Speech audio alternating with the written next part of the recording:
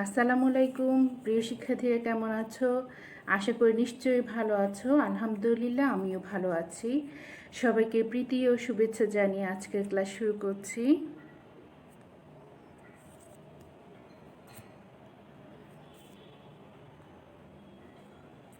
জাতীয় বিশ্ববিদ্যালয়ের অনলাইন ক্লাসে সবাইকে স্বাগতম। আজকে আমাদের পাঠ্যের বিষয় শিল্প মনোবিজ্ঞান, প্রোগ্রাম BA, BSS ও BSc পাস, কোর্স কোড 133401। কোর্সের নাম শিল্প মনোবিজ্ঞান, লেকচার নম্বর 8। লেকচারের শিরোনাম প্রশিক্ষণের পরিকল্পনা প্রণয়ন, অধ্যায় 4।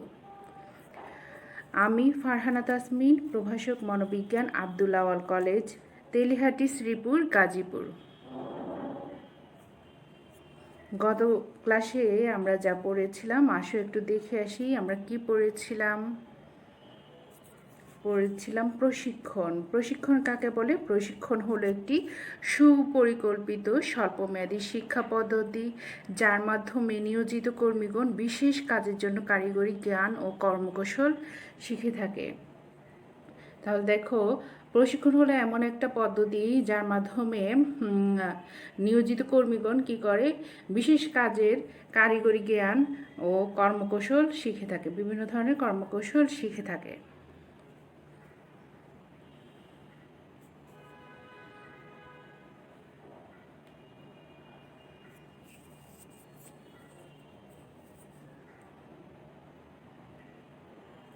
প্রশিক্ষণ একটি পরিকল্পিত কার্যক্রম যার দ্বারা কর্মীদের আচরণের পরিবর্তন আসে। এটা হচ্ছে কি একটা পরিকল্পিত শিক্ষা কার্যক্রম যার দ্বারা কর্মীদের আচরণের পরিবর্তন আসে।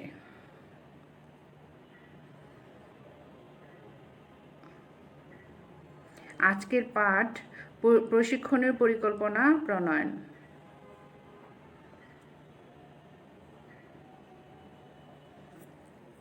ট্রেনিং ডেভেলপমেন্ট, প্রশিক্ষণের উন্নয়ন, ডেভেলপিং এ ট্রেনিং প্রোগ্রাম।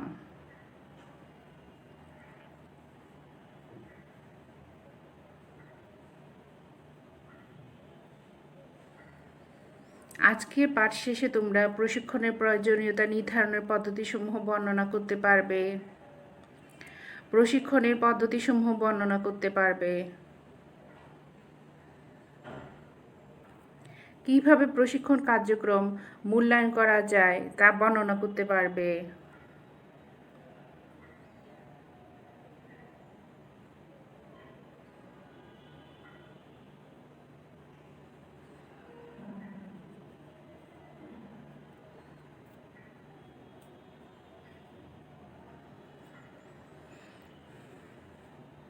কোনো পরিকল্পিত প্রশিক্ষণে 3টি ধাপ থাকে। কোনো পরিকল্পিত প্রশিক্ষণে কয়টি ধাপ থাকে? 3টি ধাপ থাকে। কি কি? প্রশিক্ষণের প্রয়োজনীয়তা নির্ধারণ করা,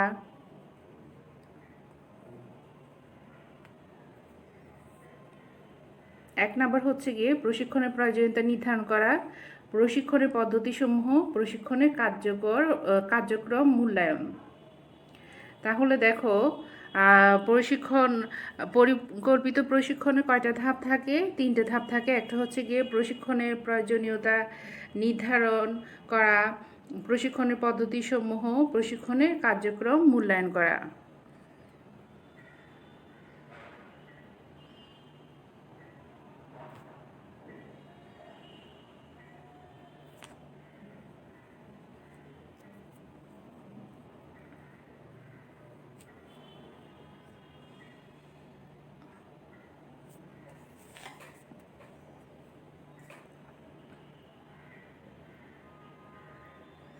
প্রশিক্ষণের প্রয়োজনীয়তা নির্ধারণ, অ্যাসেসমেন্ট অফ ট্রেনিং নিডস। কোনো প্রশিক্ষণ পরিকল্পনার প্রথম ধাপ হচ্ছে প্রশিক্ষণের প্রয়োজনীয়তা নির্ধারণ। কোনো প্রতিষ্ঠানে কর্মচারীদের মধ্যে কাদের প্রশিক্ষণ প্রয়োজন এবং কী ধরনের প্রশিক্ষণের প্রয়োজন তা নিরূপণ না করে ঢালাওভাবে প্রশিক্ষণের ব্যবস্থা করলে সঠিক ব্যক্তিকে সঠিক প্রশিক্ষণ দেওয়া সম্ভব হয় না। ঠিক আছে। প্রশিক্ষণের প্রয়োজনীয়তার দিক থেকে কোনো শিল্প প্রতিষ্ঠানের কর্মচারীদেরকে 4 ভাগে বিভক্ত করা যায়। প্রতিষ্ঠানের প্রয়োজনীয়তার দিক থেকে কর্মচারীদেরকে কয় ভাগে ভাগ করা যায়? 4 ভাগে ভাগ করা যায়।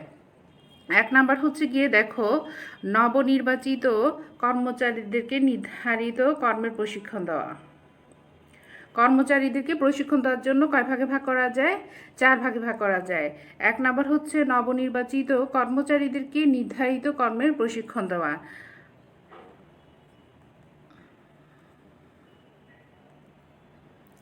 2 নাম্বার হচ্ছে পুরাতন কর্মচারীদের নতুন কাজের প্রশিক্ষণ দেওয়া। পুরাতন কর্মচারীদেরকে কি করবে?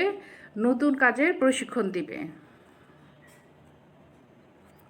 3 নাম্বার হচ্ছে বৃদ্ধ ও দুর্ঘটনার কারণে বিকলাঙ্গ কর্মচারীদের জন্য বিশেষ প্রশিক্ষণের ব্যবস্থা করা। 4 নাম্বার হচ্ছে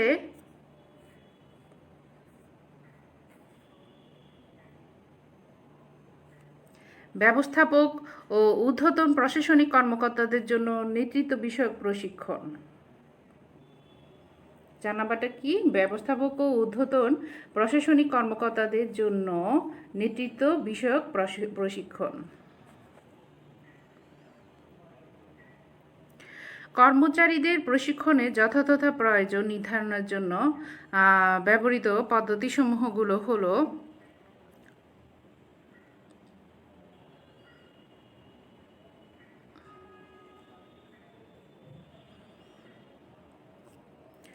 জব অ্যানালাইসিস, কর্ম ও কর্ম বিশ্লেষণ, জব অ্যান্ড ওয়ার্কার অ্যানালাইসিস দরকার।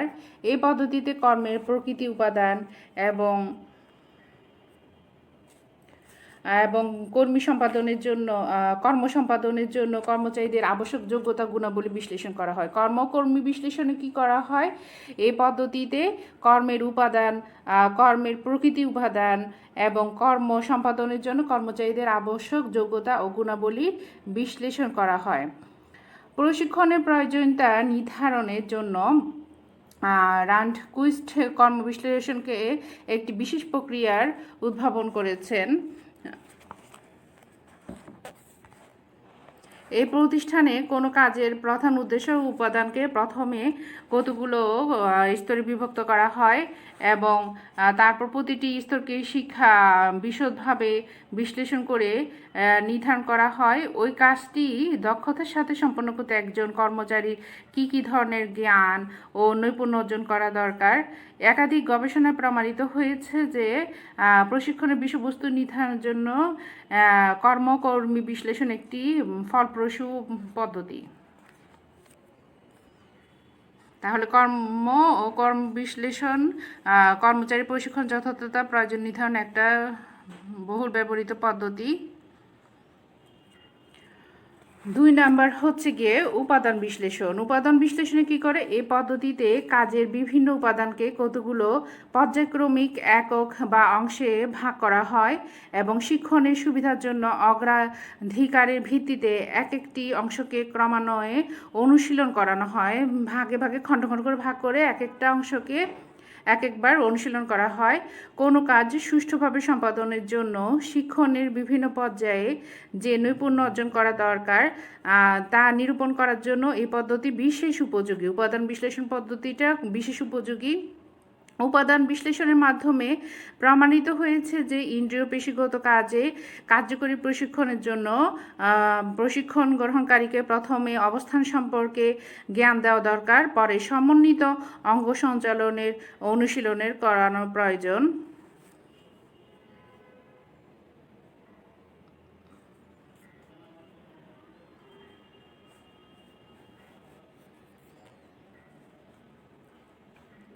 কৃতি উন্নয়নে কি? কার্য সম্পাদন বা কৃতি মূল্যায়ন করতে বোঝায় একজন কর্মচারীকে অর্পিত নির্দিষ্ট দায়িত্ব কর্তব্য সে কিভাবে সম্পাদন করেছে তা নিরূপণ করা। কর্মমূল্যায়নের মাধ্যমে কার্যরত কর্মচারীদের মধ্যে কাদের প্রশিক্ষণের প্রয়োজন রয়েছে তা নির্ধারণ করা যায় এবং তাদের কর্মদক্ষতা বৃদ্ধির জন্য কী ধরনের প্রশিক্ষণ প্রয়োজন তাও জানা যায়।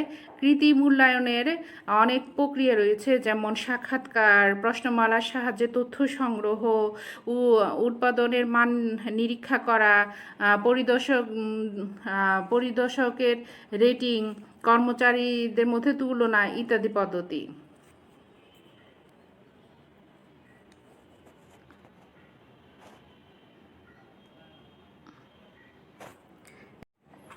এরপর ধাপ হচ্ছে পরীক্ষা তালিকা পদ্ধতি, চেকলিস্ট মেথড। প্রশিক্ষণের প্রয়োজনটা নির্ধারণের জন্য ফ্রায়ার ও তার সহকর্মীরা এই পদ্ধতি আবিষ্কার করেছেন। পরীক্ষা তালিকা পদ্ধতি কোনো প্রতিষ্ঠানে কর্মচারীদের প্রশিক্ষণের প্রয়োজন আছে কি না, তারপরে তা জানার জন্য এই পদ্ধতিতে প্রশিক্ষণ সম্পর্কিত প্রশ্নমালা প্রস্তুত করে সে সম্পর্কে কর্মচারীদের মতামত সংগ্রহ করা হয়। এই পদ্ধতিতে প্রশিক্ষণের প্রয়োজন রয়েছে কি না তা টিকচিহ্ন বা ইয়েস বা নো এর সাহায্যে উত্তরদাতার কাছ থেকে সে ব্যাপারে মতামত নেওয়া হয়। প্রশিক্ষণের প্রয়োজনীয়তা অনুধাবের জন্য এই পদ্ধতিটা ব্যবহার করা হয়, পরীক্ষা তালিকা পদ্ধতি।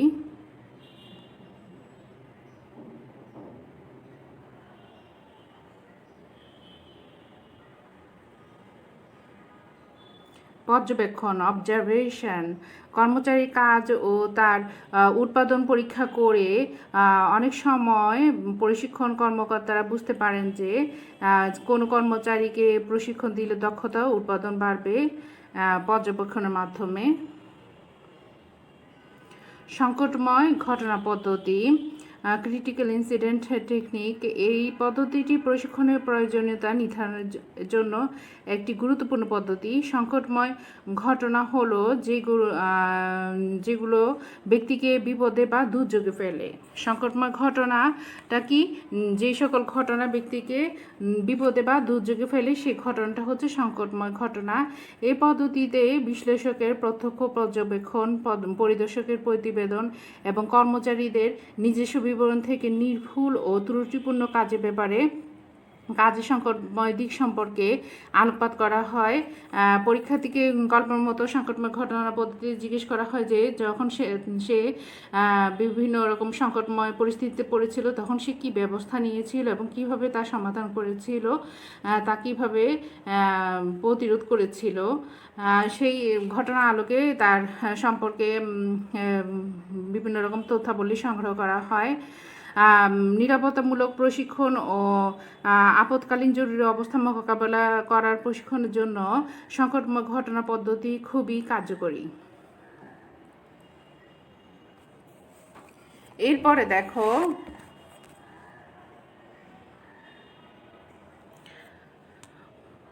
পরিদর্শকের সাথে আলোচনা। পরিদর্শকরা শ্রমিকের সবচেয়ে বেশি কাছে থাকেন এবং তাদের কাজকর্ম নিকট থেকে পর্যবেক্ষণের সুযোগ পান। সুতরাং কাজের প্রশিক্ষণের প্রয়োজন আছে তা পরিদর্শকের সাথে আলোচনা করে বোঝা যায়। তারপরটা হচ্ছে দেখো দলগত আলোচনা।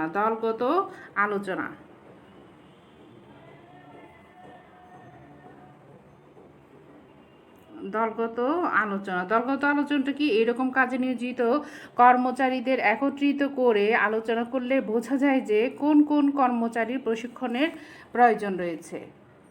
সবার সাথে যখন আলোচনা করা যায়, আলোচনা করে বোঝা যায় যে কার কার প্রশিক্ষণের প্রয়োজন রয়েছে বা কোন কোন কর্মচারীর প্রশিক্ষণের প্রয়োজন রয়েছে। এরপর ধাপ দেখো প্রতিবেদন বিশ্লেষণে কী করা হয়? শ্রমিকদের কার্যকলাপ, দক্ষতা উৎপাদনের ব্যাপারে পরিদর্শক, কর্মচারী বিষয়ক কর্মকর্তা ও উৎপাদনের দায়িত্ব নিয়োজিত ব্যবস্থাপকের প্রতিবেদক পর্যালোচনা করে কর্মচারীদের প্রশিক্ষণের প্রয়োজনীয়তা নির্ধারণ করা যায়। এরপরে আছে ব্যবস্থাপকদের নিকট থেকে অনুরোধ। ব্যবস্থাপকদের নিকট থেকে অনুরোধ কীরকম? অনেক সময় প্রশিক্ষণের দায়িত্বে নিয়োজিত ব্যবস্থাপকের নিকট থেকে কর্মচারীদের প্রশিক্ষণ দেওয়ার অনুরোধ আসে। এক্ষেত্রে কর্মচারীদের প্রশিক্ষণের প্রয়োজনীয়তা নির্ধারণের ব্যাপারে কোনো বিশেষ পদ্ধতি প্রয়োগ করার প্রয়োজন পড়ে না। কাকে প্রশিক্ষণ দিতে হবে এবং কি বিষয়ে প্রশিক্ষণ দিতে হবে তা নির্ধারণের জন্য আবার এই যে পদ্ধতির কথা বললাম, এই পদ্ধতিগুলা সহায়তা আমরা নিতে পারি এবং কর্মচারী নির্বাচন ও মনোবল বৃদ্ধি কিভাবে পাবে, যা প্রতিষ্ঠান লক্ষ্য অর্জনে সহায়ক হবে এই পদ্ধতিগুলির সাহায্যে। এই হচ্ছে কর্মচারীদের প্রশিক্ষণের যথাযথ প্রয়োজন নির্ধারণের জন্য ব্যবহৃত পদ্ধতিসমূহ।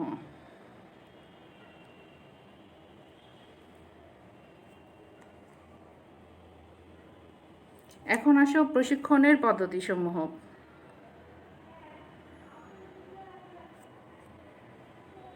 প্রশিক্ষণের পদ্ধতিসমূহ।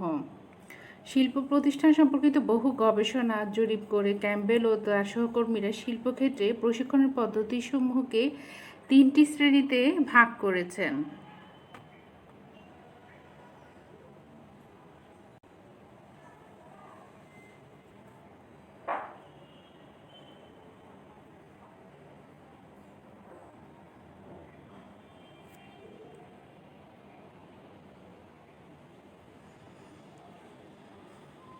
এক নম্বর হচ্ছে তথ্য উপস্থাপন বা শ্রবণ দর্শনমূলক পদ্ধতি।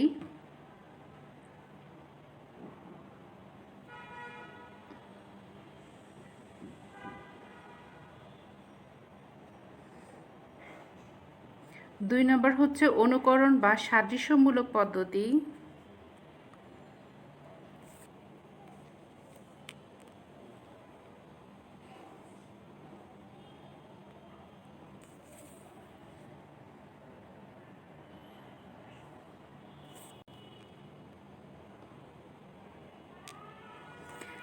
তিন নম্বর হচ্ছে কার্যক্ষেত্রে হাতে নাতে প্রশিক্ষণ।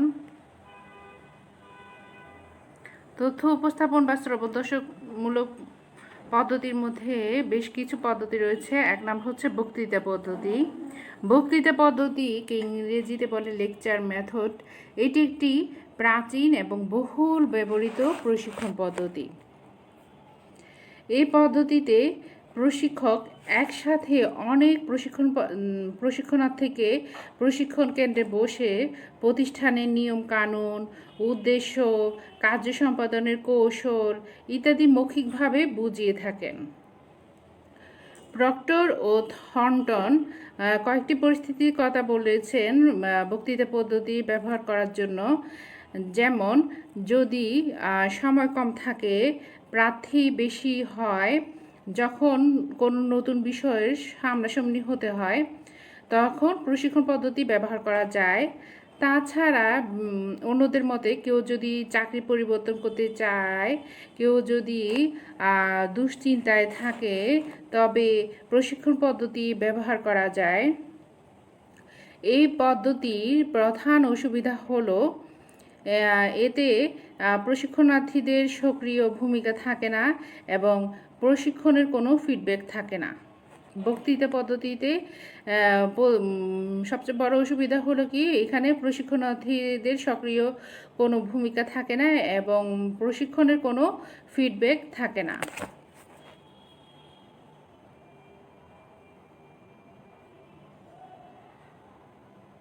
তারপর পদ্ধতি হচ্ছে নির্দেশনা পদ্ধতি। নির্দেশনা পদ্ধতিতে কি করে, কোনো নতুন যন্ত্র কিভাবে পরিচালনা করতে হয় তা দেখানো হয় এই পদ্ধতিতে। নির্দেশনা পদ্ধতিতে কোনো যন্ত্র কিভাবে পরিচালনা করতে হবে তা দেখানো হয় নির্দেশনা পদ্ধতিতে। কোন পদ্ধতিতে নতুন যন্ত্র পরিচালনা করতে দেখানো হয়? নির্দেশনা পদ্ধতিতে। এতে ব্যক্তিকে ম্যানুয়াল দেওয়া হয়। ব্যক্তি তার সাধারণ জ্ঞান প্রয়োগ করে কতটুকু ভালোভাবে কাজ করতে পারে তা দেখা হয়। ব্যক্তিকে কি করা হয়, একটা ম্যানুয়াল দেওয়া হয়, ব্যক্তি তার সাধারণ জ্ঞান প্রয়োগ করে কিভাবে কাজ করতেছে তা পর্যবেক্ষণ করা হয় নির্দেশনা পদ্ধতিতে এবং সুপারভাইজারগণ এই সম্পর্কে কর্মীদের নির্দেশ দিয়ে থাকেন। কারা নির্দেশ দিয়ে থাকে নির্দেশনা পদ্ধতিতে? সুপারভাইজারগণ কী করেন? প্রশিক্ষণার্থীদেরকে কর্মীদেরকে নির্দেশ দিয়ে থাকেন। আধুনিক বিশ্বে যেহেতু যন্ত্র নির্ভর হয়ে পড়েছে, তাই এ পদ্ধতির গুরুত্ব বৃদ্ধি পাচ্ছে। তারপরে পদ্ধতিটা হচ্ছে গিয়ে চলচ্চিত্র ও টেলিভিশন। এই পদ্ধতিতে চলচ্চিত্র, স্লাইড, প্রতিকৃতি, টেলিভিশন ইত্যাদি কার্যকরী প্রশিক্ষণের জন্য খুবই উপযোগী। মুভি ক্যামেরার সাহায্যে অঙ্গ সঞ্চালনমূলক কাজের ছবি তুলে তা ধীর গতিতে উপস্থাপন করে পর্যায়ক্রমিক গতি সঞ্চালনের কলাকৌশল বারবার দেখানো হয়। এখানে কি করা হয় তাহলে? চলচ্চিত্র, টেলিভিশনে মুভি ক্যামেরার সাহায্যে অঙ্গ সঞ্চালনমূলক কাজের ছবি তুলে তা ধীর গতিতে ধীরে ধীরে উপস্থাপন করে পর্যায়ক্রমিক গতি সঞ্চালনের কলাকৌশল ব্যবহার দেখানো হয় চলচ্চিত্র ও টেলিভিশন পদ্ধতির সাহায্যে। সাথে সাথে এ ব্যাপারে আলোচনা করা হয়। দেখাতে দেখাতে ধীর গতিতে যখন ছবি তুলে ধীর গতিতে উপস্থাপন করা হয়, তখন পর্যায়ক্রমিক গতি সঞ্চালনের কলাকৌশল ব্যবহার দেখানো হয় এবং দেখানোর সাথে সাথে এই ব্যাপারে আলোচনা করা হয়। এরপরে পদ্ধতিটা হচ্ছে গিয়ে সম্মেলন পদ্ধতি। পরের পদ্ধতিটার নাম কি? সম্মেলন পদ্ধতি। কি নাম? সম্মেলন পদ্ধতি।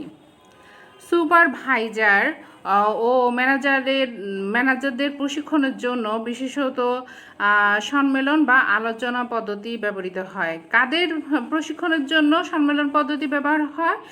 সুপারভাইজার এবং ম্যানেজারদের প্রশিক্ষণ দানের জন্য সম্মেলন পদ্ধতি ব্যবহার করা হয়। সুপারভাইজারগণ সাধারণত কী করেন? শ্রমিকদের কাছাকাছি থাকে। সুপারভাইজাররা কাদের কাছাকাছি থাকে?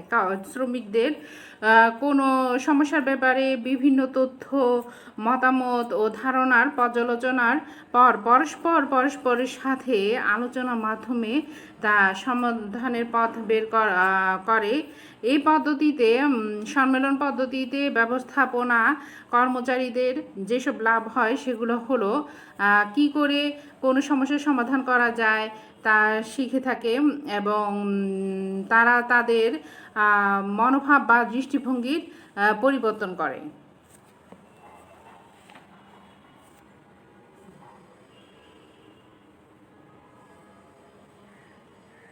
এরপরের পদ্ধতিটা হচ্ছে সংবেদনশীলতা প্রশিক্ষণ। কি পদ্ধতি? সংবেদনশীলতা প্রশিক্ষণ। সংবেদনশীলতা প্রশিক্ষণ এ পদ্ধতি সাধারণত পরিদর্শক ও ব্যবস্থাপকদের প্রশিক্ষণের জন্য ব্যবহার করা হয়। সংবেদনশীলতা প্রশিক্ষণ কাদের জন্য ব্যবহার করা হয়? পরিদর্শক ও ব্যবস্থাপকদের প্রশিক্ষণের জন্য ব্যবহার করা হয় সংবেদনশীলতা প্রশিক্ষণ। এই ধরনের প্রশিক্ষণে একজন নিষ্ক্রিয় দলনেতা থাকেন। তিনি কোনো নির্দেশনা দেন না। যাদের প্রশিক্ষণ দেওয়া হয় তাদের কর্মস্থল থেকে কিছু দূরে অপেক্ষাকৃত নিরিবিলি পরিবেশে নিয়ে যাওয়া হয়। একে অপরের সাথে মন খুলে আলাপ আলোচনা করতে পারে।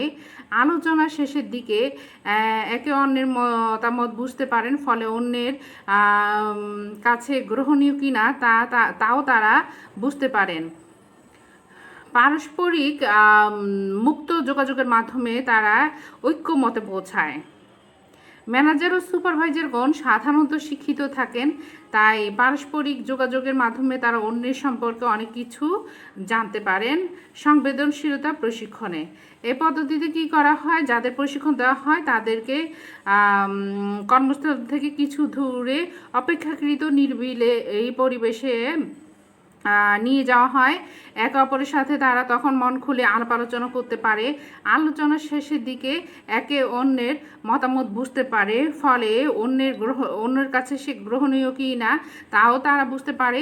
পারস্পরিক মুক্ত যোগাযোগের মাধ্যমে তারা ঐক্যমতে পৌঁছায়। ম্যানেজার এবং সুপারভাইজারগণ সাধারণত শিক্ষিত থাকেন, তাই পারস্পরিক যোগাযোগের মাধ্যমে তারা অন্যের সম্পর্কে অনেক কিছু জানতে পারেন।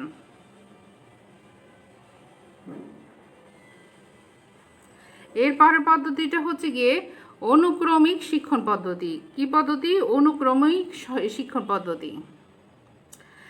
এই পদ্ধতিটাতে কি করা হয়, শিক্ষণের বিষয়বস্তু শিক্ষার্থীর কাছে পর্যায়ক্রমে সহজ থেকে জটিলভাবে ধাপে ধাপে উপস্থাপন করা হয়।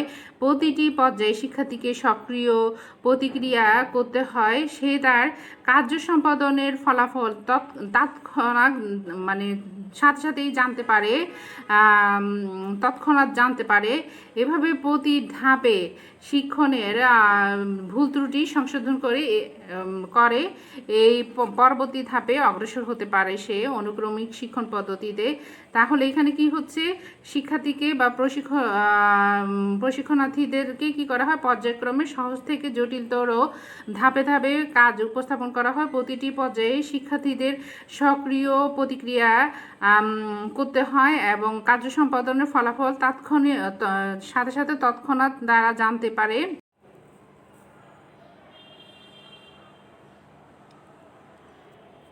তাহলে দেখো প্রশিক্ষণ পদ্ধতিসমূহের তথ্য উপস্থাপন বা শ্রবণ দর্শনমূলক পদ্ধতিতে কি কি পদ্ধতি আছে।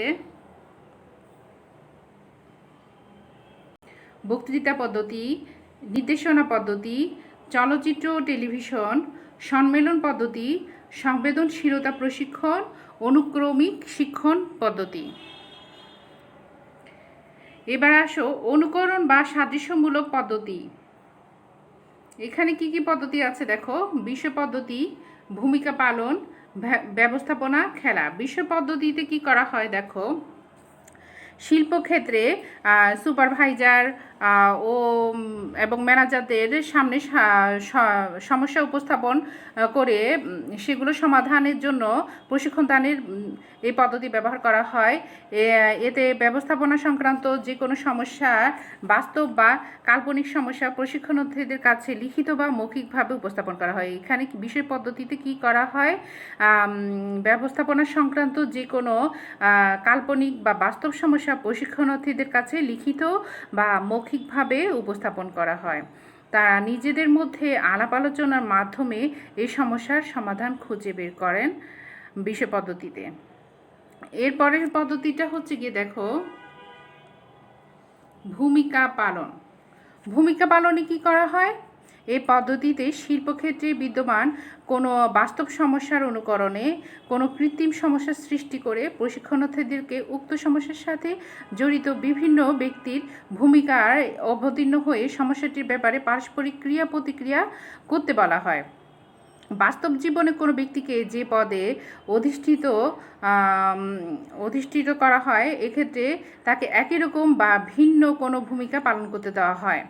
যেমন কোনো ম্যানেজারকে কি করা হয়, যখন শ্রমিক কর্মচারীদের বিভিন্ন সমস্যা নিয়ে চিন্তা করতে বলা হয়, অর্থাৎ তাদের অসুবিধা অনুভব করে, তাই হলো ভূমিকা পালন। তাহলে এখানে কি হচ্ছে, বাস্তব জীবনে কোনো ব্যক্তিকে সে যে পদে অধিষ্ঠিত, এক্ষেত্রে তাকে একই রকম বা ভিন্ন কোনো ভূমিকা পালন করতে দেওয়া হয়। যেমন কি কোনো ম্যানেজার যখন শ্রমিক কর্মচারীদের বিভিন্ন সমস্যা নিয়ে চিন্তা করেন, অর্থাৎ তাদের অসুবিধা অনুভব করে, তাই হলো ভূমিকা শিক্ষণ। এরপর হচ্ছে ব্যবস্থাপনা, খেলা। আমেরিকান ব্যবস্থাপনা সমিতি নির্বাহী প্রশিক্ষণ সেমিনারে ব্যবহারের জন্য এই পদ্ধতি প্রথম উদ্ভাবন করেন। ব্যবস্থাপনা খেলা পদ্ধতিটা প্রশিক্ষণে অংশগ্রহণকারী ব্যবস্থাপকদের কয়েকটি কৃত্রিম প্রতিষ্ঠানের পরিচালক হিসেবে সুষ্ঠু পরিচালনা প্রণয়ন ও সঠিক সিদ্ধান্ত গ্রহণের জন্য পরস্পরের সাথে প্রতিযোগিতা করতে বলা হয়। কি করা হয়, প্রশিক্ষণ অংশগ্রহণকারী ব্যবস্থাপকদের কয়েকটি কৃত্রিম প্রতিষ্ঠানের পরিচালক হিসেবে সুষ্ঠু পরিকল্পনা প্রণয়ন ও সঠিক সিদ্ধান্ত গ্রহণের জন্য পরস্পরের সাথে প্রতিযোগিতা করতে বলা হয়। এই প্রতিযোগিতার ফলাফল বিশ্লেষণ করে তাদের পরিচালনা ক্ষমতা যাচাই করা হয়। এই পদ্ধতিতে কয়েকজনকে একত্রিত করে কিছু কাল্পনিক সমস্যার সমাধানের জন্য বলা হয়। যেমন তাকে নির্দেশনা দেওয়া হয় যে ধরো 3-4 দিনের মধ্যে তাকে একটা কোনো কাজ করতে দেওয়া হয়, যে কি করবে সে 3-4 দিনের মধ্যে 6 মাসের কাজ করতে হবে।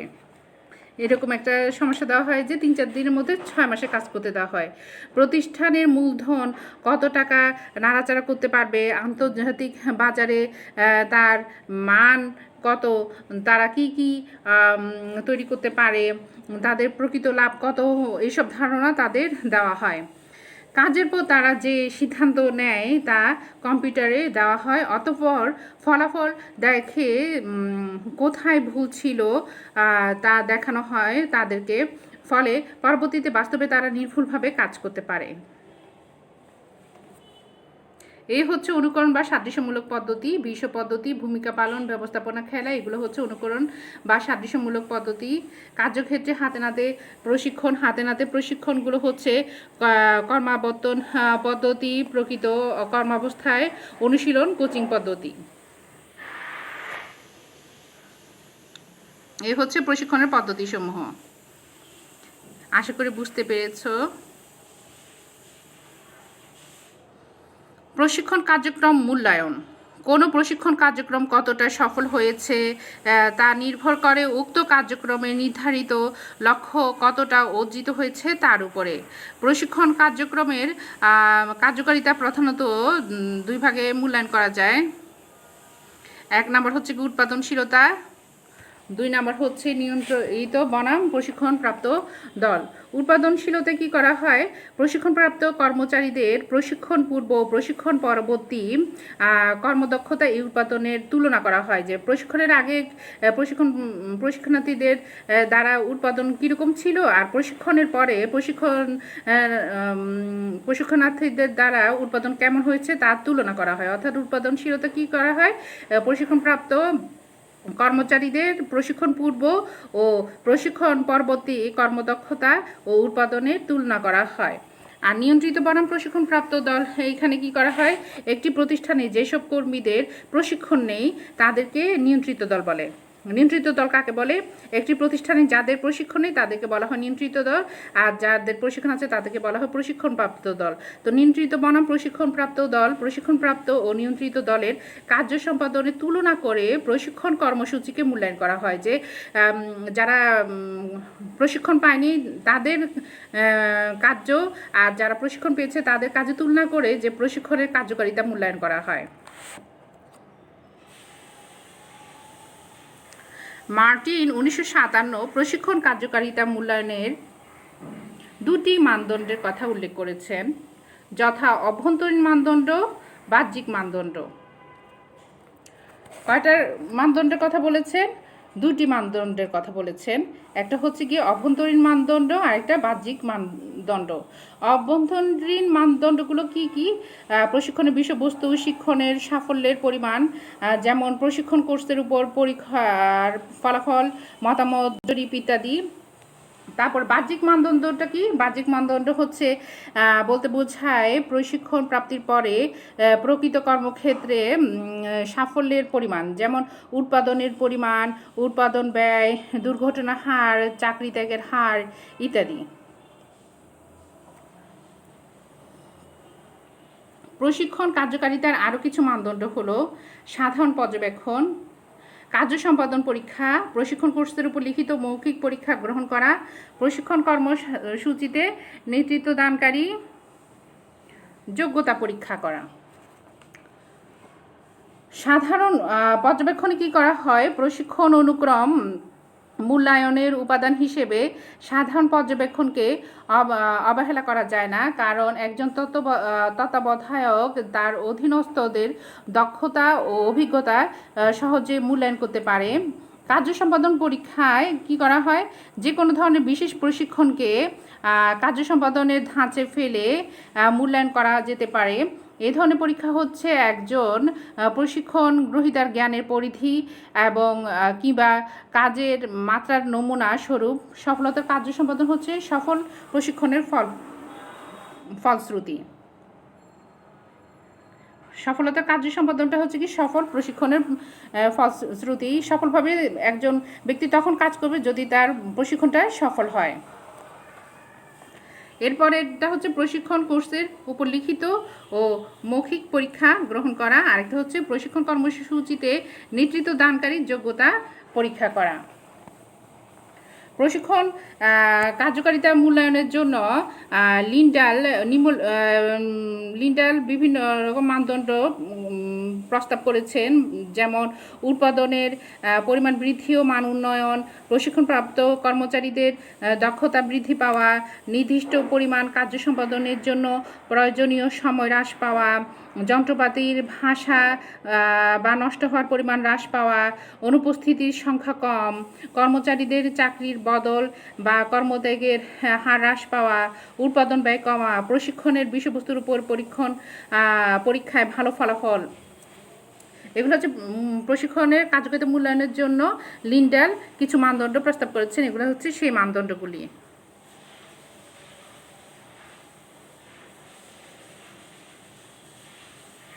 প্রশিক্ষণের কার্যকারিতা মূল্যায়নের কিছু সীমাবদ্ধতা রয়েছে। সীমাবদ্ধতাগুলোর মধ্যে কি দেখো, কর্মীদের যখন বিভিন্ন যন্ত্রপাতি সম্পর্কে প্রশিক্ষণ দেওয়া হয় তখন তারা কি করে ভালোভাবে কাজ করতে পারবে, যন্ত্রপাতিগুলি নিয়ে ভালোভাবে কাজ করতে পারবে। কর্মীদের বিভিন্ন যন্ত্রপাতি ও বিষয়াদির উপরে কি করা হয়, প্রশিক্ষণ দেওয়ার ফলে তারা ভালোভাবে কাজ করতে পারে।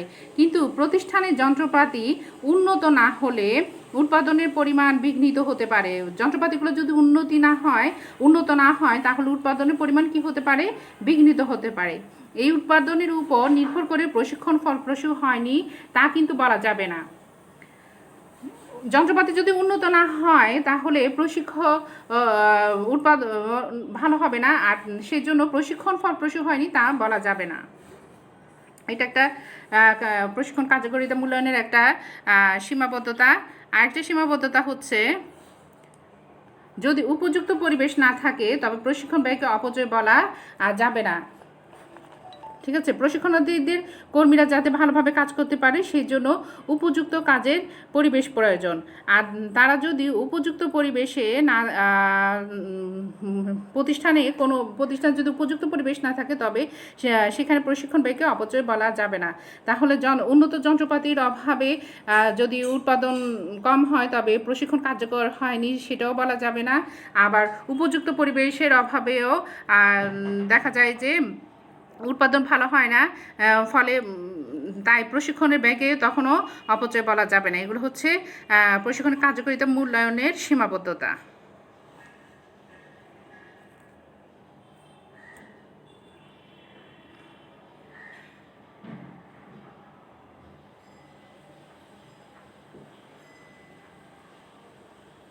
সহায়ক গ্রন্থাবলী। আজকের এই ক্লাসের স্লাইড তৈরিতে আমি যেই সকল বইগুলি ব্যবহার করেছি বইগুলোর হচ্ছে দেখো, মোহাম্মদ আমিনুল হক, স্নাতক মনোবিজ্ঞান 2, হাসান বুক হাউজ, ঢাকা।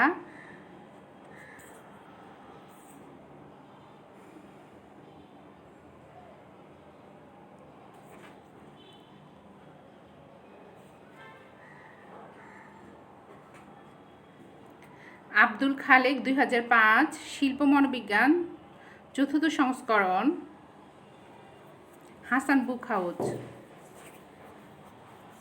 ঢাকা।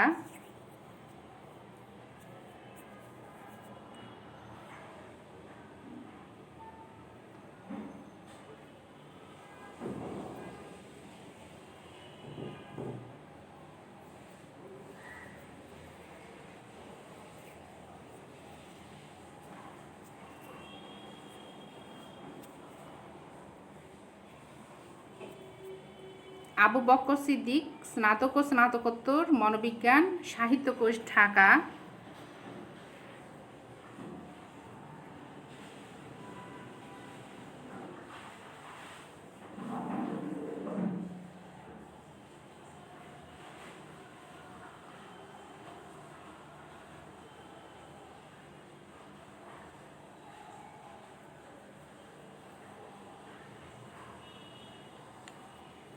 রওশন জাহান, 1990, শিল্প মনোবিজ্ঞান, কর্মবিজ্ঞান, ঢাকা বিশ্ববিদ্যালয়।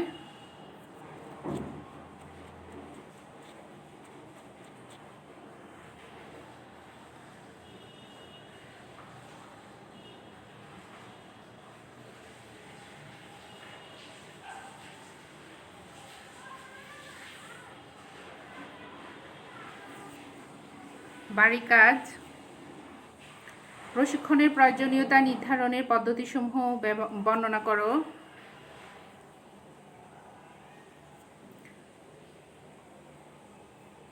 প্রশিক্ষণের পদ্ধতিসমূহ বর্ণনা করো। একটা হচ্ছে প্রশিক্ষণের প্রয়োজনীয়তা নির্ধারণের পদ্ধতিসমূহ বর্ণনা করো, আর একটা হচ্ছে প্রশিক্ষণের পদ্ধতিসমূহ বর্ণনা করো। কিভাবে প্রশিক্ষণ কার্যক্রম মূল্যায়ন করা যায় তা বর্ণনা করো। আমি যে সহায়কতাগুলি দিয়েছি আর আমার এই ভিডিও ক্লাসের সাহায্য নিয়ে তোমরা এই বাড়ির কাজগুলো বাসায় বসে ভালো করে পড়ে ফেলবে।